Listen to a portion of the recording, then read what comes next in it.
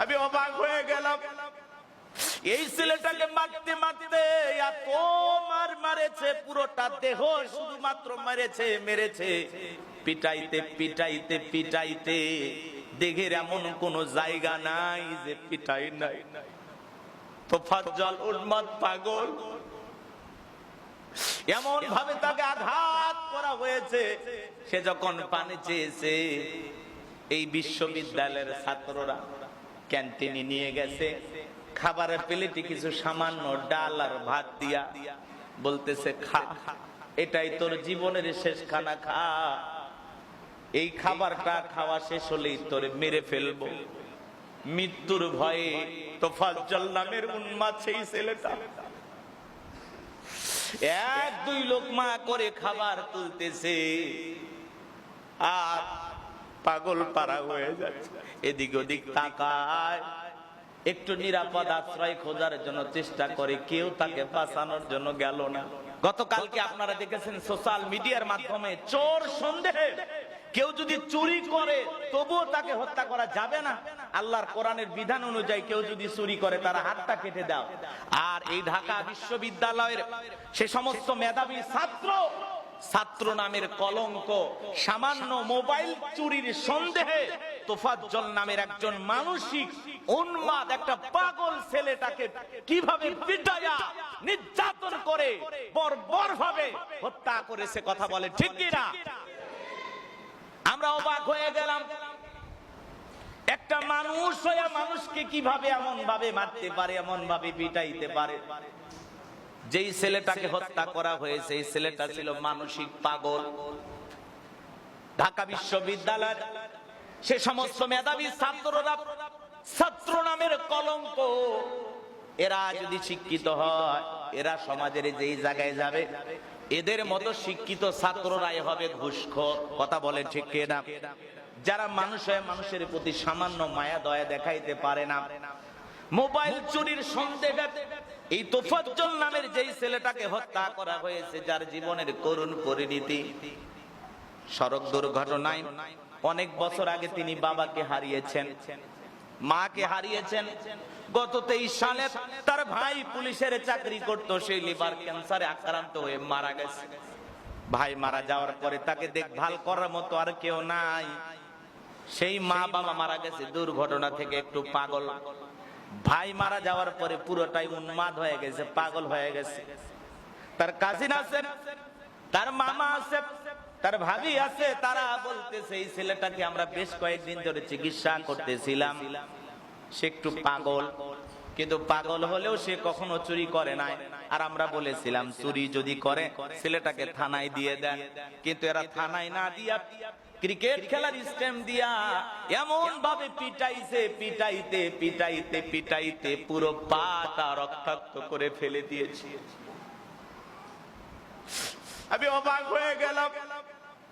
এই ছেলেটাকে মারতে মারতে এত মারেছে, পুরোটা দেহ শুধুমাত্র মেরেছে। পিটাইতে পিটাইতে পিটাইতে দেহের এমন কোন জায়গা নাই যে পিটাই নাই। তোফাজ্জল উন্মাদ পাগল, এমন ভাবে তাকে আঘাত করা হয়েছে। সে যখন পানি চেয়েছে, এই বিশ্ববিদ্যালয়ের ছাত্ররা ক্যান্টিনে নিয়ে গেছে, খাবারের প্লেটে কিছু সামান্য ডাল আর ভাত দিয়া বলতেছে খা, এটাই তোর জীবনের শেষ খানা, খা। এই খাবারটা খাওয়া শেষ হলেই তোরে মেরে ফেলবো। মৃত্যুর ভয়ে তোফাজ্জল নামের উন্মাদ সেই ছেলেটা এক দুই লোকমা করে খাবার তুলতেছে আর পাগল পারা হয়ে যাচ্ছে। এদিক ওদিক তাকায়, একটু নিরাপদ আশ্রয় খোঁজার জন্য চেষ্টা করে, কেউ তাকে বাঁচানোর জন্য গেল না। খাবার টেবিলে বসাইয়া ডাল ভর্তা দিয়া ভাত খাওয়াইয়া কেমনে পারলা গো, কেমনে পারলা এই ছেলেটাকে মারতে? এরা তো ডিবি হারুনের চাইতেও খারাপ, কথা বলেন ঠিক কিনা? ডিবি হারুন মানুষকে পিটাইতো, আবার খাবারের ছবি তুইলা ফেসবুকে ছাড়তো, পরে আবার তাদেরকে জ্যান্ত পাওয়া যাইতো। ডিবি হারুনের ভাতের হোটেল থেকে মানুষ জ্যান্ত ফিরে আসতো। ঢাকা বিশ্ববিদ্যালয়ের যে সমস্ত মেধাবী ছাত্ররা তোফাজ্জলকে পিটাইয়া ভাত খাওয়াইছে, এদের ভাতের হোটেল থেকে তোফাজ্জল নামের সেই উন্মাদ পাগল ছেলেটা আর জ্যান্ত ফেরত আসে নাই। কথা বলেন ঠিক কিনা? সম্মানিত হাজিরিন, এই দুনিয়ার জমিনে অনেক মানুষকে হত্যা করে। এই হত্যাকাণ্ডের ব্যাপারে আল্লাহ রাব্বুল আলামিন পবিত্র কোরআনুল কারীমের ভিতর স্পষ্ট ভাবে জানিয়ে দিয়েছেন, তোমরা খবরদার মানুষকে হত্যা করো না, কোন নিরপরাধ মানুষকে হত্যা করা যাবে না। আল্লাহ তাআলা বলেন, মান কাতালা নাফসাম বিগাইরি নাফসিন আও ফাসাদিন ফিল আরদি ফাকান্নামা কাতালান নাসা জামিআ। যদি কেউ একজন নিরপরাধ মানুষকে হত্যা করে, যে সে যেন তামাম পৃথিবীর মানুষকে হত্যা করলো। আর যদি কেউ একজন নিরপরাধ মানুষকে বাঁচিয়ে দেয়, সে যেন তামাম পৃথিবীর মানুষকে বাঁচিয়ে দিল। এই জন্য আল্লাহ রাব্বুল আলামিন বলেন, ওয়ালা তাকতুলু আনফুসাকুম ইন্নাল্লাহা কানা বিকুম রহিমা।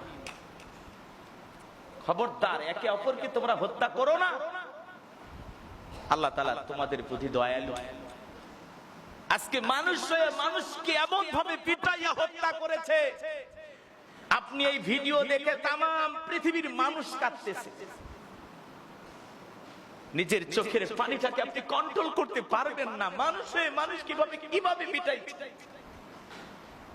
দুইটা হাতের ভিতরে ক্রিকেটের স্টেম ঢুকা দিয়া, আহারে তার উপরে দুইজন দুই পাশ থেকে চড়েছে।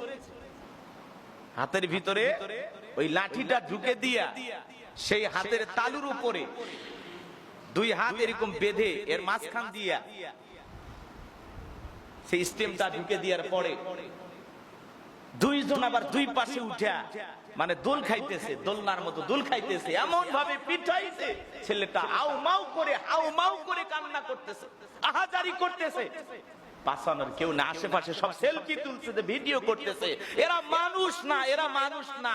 যারা এইভাবে পশুর মতো একজন মানুষকে পিটায় মারতে পারে, এরাও মানব রূপী জানোয়ার, এদের বিচার হওয়া দরকার।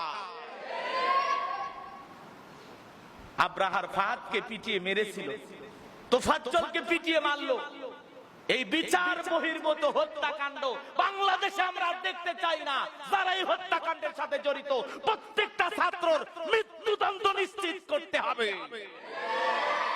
সবগুলোকে ফাঁসি দিয়ে মারতে হবে। বেটা মোবাইল চুরির অজুহাতে, চোর সন্দেহে এইভাবে গণপিটুনি দিয়ে মানুষ মারবা? তোমরা ছাত্র, তোমরা শিক্ষিত নামের মাস্তান ক্যাডার। কেউ বলতেছে এরা ছাত্রলীগ না কোন লীগ, এগুলো আমরা জানতে চাই না। যারা এই হত্যাকাণ্ডের সাথে জড়িত, ভিডিও ফুটেজ